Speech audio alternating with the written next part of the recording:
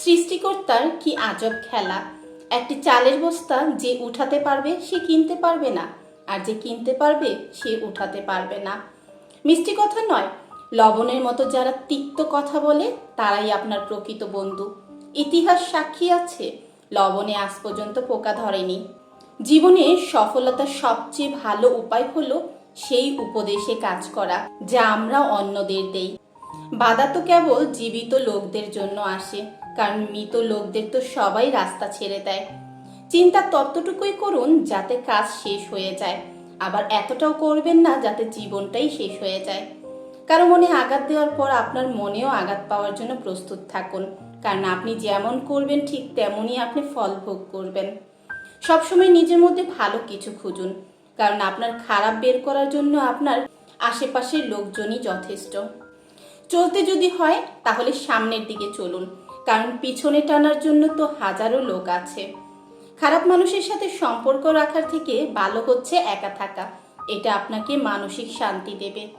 সবসময় শান্ত থাকুন, জীবনে নিজেকে অনেক মজবুত পাবেন, কারণ লোহা ঠান্ডা হলেই বেশি শক্ত হয়, গরম হলে তো তাকে যেমন খুশি আকার দেওয়া যায়।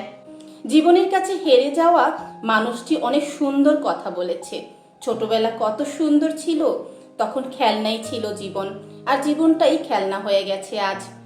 যার মধ্যে খুব বেশি লোকসান করার ক্ষমতা থাকে সেই বেশি অর্জন করতে পারে, হোক সেটা বিজনেসে কিংবা কোনো সম্পর্কে।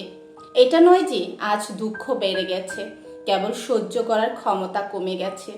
আজ যে সহ্য করা শিখে গেছে সে ঠিকভাবে বেঁচে থাকা শিখে নিয়েছে।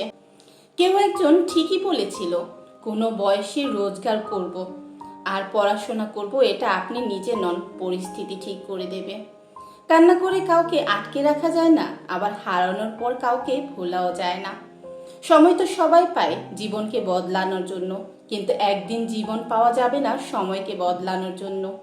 কিছু লোকের ধৈর্য হলো চুপ থাকা, যদিও অনেক কিছু বলার থাকে, কিন্তু তারপরেও এরা চুপ থাকে, কারণ এরা ওইসব লোকের সাথে ঝগড়া করতে চায় না যাদের এরা মন থেকে ভালোবাসে।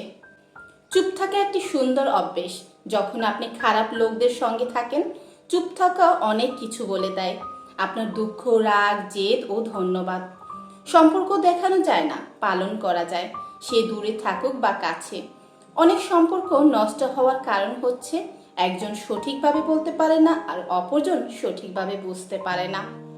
উদ্দেশ্য যতই সুন্দর হোক না কেন, লোক আপনার বাহির দেখেই বিচার করবে, আর আপনার বাহির যতই সুন্দর হোক না কেন ওপরওয়ালা আপনার উদ্দেশ্য দেখেই বিচার করবে।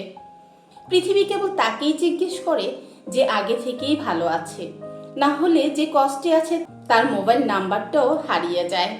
কেউ আপনার মনে কষ্ট দিলে রাগ করবেন না, কারণ এটা প্রকৃতির নিয়ম। যে গাছের ফল যত বেশি মিষ্টি হয় সেই গাছে তত বেশি পাথর নিক্ষেপ করা হয়। কখনো কারো মনে কষ্ট দিবেন না, কারণ ক্ষমা চাওয়ার পরেও তার মনে কষ্ট থেকেই যায়। যেমন দেয়ালে থাকা পেরেক বের করার পরেও চিহ্ন রয়ে যায়।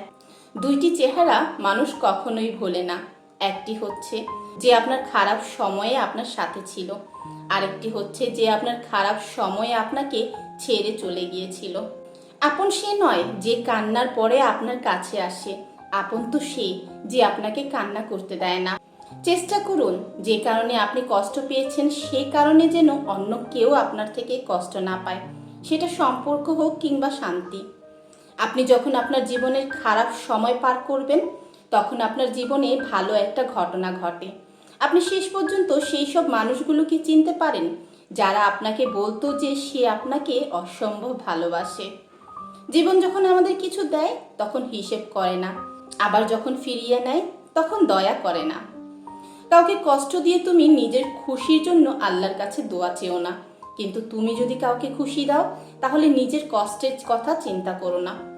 কারো মনে জায়গা নেওয়ার জন্য গিফট নয়, ভালোবাসার প্রয়োজন। যে আপনাকে সত্যিকারের ভালোবাসবে সে আপনার কাছে কিছুই চাইবে না। পৃথিবী অনেক সুন্দর যদি তা সুন্দর করে দেখো, জীবন অনেক সহজ যদি তা সহজ করে গ্রহণ করো।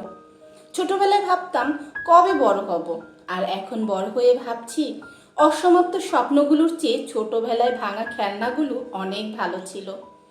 সম্পর্ক যখন নতুন হয় মানুষ তখন অজুহাত খুঁজে কথা বলার জন্য, আর সম্পর্ক যখন পুরনো হয় তখন মানুষ অজুহাত খোঁজে এড়িয়ে যাওয়ার জন্য। যখন নিজের অজান্তেই কাউকে কষ্ট দিয়ে ফেলি তখন নিজেকে বড় অপরাধী মনে হয়, আর যখন কেউ আমাকে কষ্ট দেয় তখন মনে হয় এটাই আমার পাওনা ছিল। একদিন আমি টাকার সাথে কথা বললাম তুমি এক টুকরো কাগজ ছাড়া কিছুই নও। টাকা হাসলো, বলল সত্যিই আমি এক টুকরো কাগজ, কিন্তু আমি জীবনে কখনো ডাস্টবিন দেখিনি। ভাগ্য বড়ই নিষ্ঠুর, কখন কাকে কত দূর নিয়ে যায় বলা যায় না। প্রতিটি মানুষের ধ্বংসের প্রধান কারণ হচ্ছে নিজেকে জ্ঞানী আর চালাক মনে করা। কেউ ছোট হতে পছন্দ করে না, সবাই চায় অপরের ঊর্ধ্বে থাকতে। পৃথিবীর সবচেয়ে ভয়ঙ্কর প্রাণী হলো মানুষ। এরা নিজের স্বার্থের জন্য সব কিছু করতে পারে। যারা আমাকে সাহায্য করতে না করে দিয়েছিল তাদের প্রতি আমি কৃতজ্ঞ, কারণ তাদের ন্যায়ের জন্যই আজ আমি নিজের কাজ নিজে করতে শিখেছি। জীবনের প্রতিটা পা খুব সাবধানে ফেলো, কারণ বহু মানুষ অপেক্ষা করে বসে আছে শুধু তোমার একটা ভুলের জন্য। মানুষ তখনই কাঁদে যখন তার মনের সঙ্গে লড়াই করে হেরে যায়। ভুল পথে হাঁটলে হয়তো আবার সঠিক পথ দেখা যায়, তবে ভুল মানুষকে বিশ্বাস করলে সেই বিশ্বাস আর ফেরত পাওয়া যায় না। মানুষের জীবনের সবচেয়ে বড় সত্য হচ্ছে মৃত্যু, অথচ এটা নিয়ে আমরা সবচেয়ে কম ভাবি, সবচেয়ে কম কথা বলি। দোষটা আমারই। আমি 1 লাইন শুনি, 2 লাইন বেশি বুঝি, 3 লাইন কল্পনা করি, 4 লাইন স্বপ্ন দেখি, আর 5 লাইন কষ্ট পাই। সব ভালোবাসাগুলোর শুরু হয় অনেক স্বপ্ন নিয়ে, আর বেশিরভাগ ভালোবাসাগুলোই শেষ হয়ে যায় ছোট ছোট অবিশ্বাস আর অবহেলার কারণে। আমরা বাস্তবতার চেয়ে কল্পনাকে বেশি ভালোবাসি, তাই তো আমরা বেশি কষ্ট পাই। কিছু মানুষ, কিছু নাম, কিছু স্মৃতি কোনোদিনই ইচ্ছা করলেও কখনো ভোলা যায় না। মানুষ বড়ই আজব প্রাণী।